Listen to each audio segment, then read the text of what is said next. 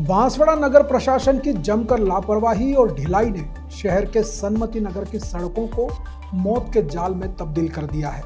इसी प्रशासनिक बेपरवाही की भेंट चढ़ गई एक मासूम बच्ची और उसकी मां। शिवांगी निगम अपनी 8 साल की बेटी श्रद्धा को स्कूल छोड़ने जा रही थी। गड्ढों से भरी सड़क पर उनकी स्कूटी फिसल गई, जिसके कारण मासूम बच्ची श्रद्धा का हाथ टूट गया और मां शिवांगी भी घायल हो गई। बीते 6 साल से सन्मति नगर की तीनों गलियां गड्ढों और कीचड़ का अड्डा बन चुकी हैं। कॉलोनी के 400 परिवारों ने बार बार नगर परिषद और कलेक्टर कार्यालय के चक्कर काटे, ज्ञापन दिए, लेकिन मिला क्या? खोखले वादे और झूठे आश्वासन। हादसे ने जनता का सब्र तोड़ दिया। आक्रोशित कॉलोनी वासियों ने खुद ही बीड़ा उठाया।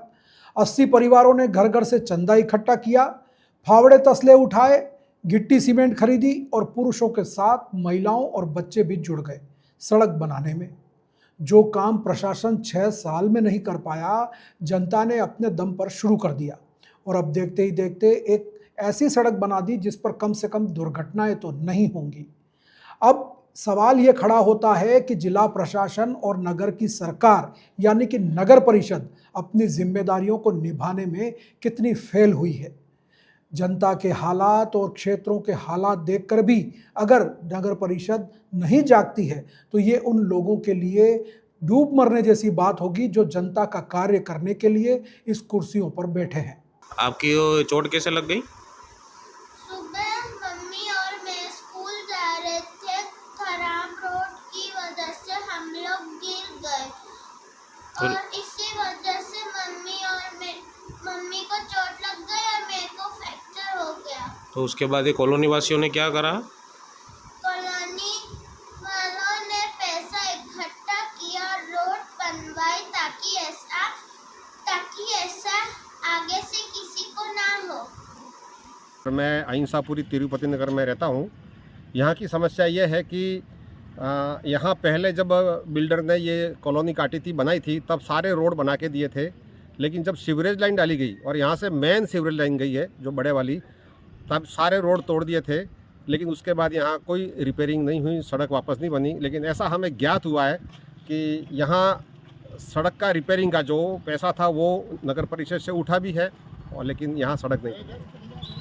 अभी ये जो सड़क निर्माण हो रही है वो कौन करवा रहा है? ये जो अभी हम ये सड़क निर्माण करवा रहे हैं, ये हम सारे कॉलोनी वासी प्रति व्यक्ति प्रति घर राशि इकट्ठी करके पैसा इकट्ठा किया और हम खुद हमारे खर्चे से ये काम करवा रहे हैं, रोड बनवा रहे हैं। कई बार हमने नगर परिषद को इस बारे में सूचित भी किया, लेकिन वो कहते हैं कि ये हमारी पैराफेरी में नहीं आता, ये पंचायत की पैराफेरी में आता है और हम खुद करवा। न पंचायत हमारी बात सुन रही है, नगर परिषद हमारी बात सुन रही है, न प्रशासन हमारी बात सुन रहा है। इसलिए हमने खुद ने हमारे खर्चे से ये सारा रोड हम बनवा रहे हैं।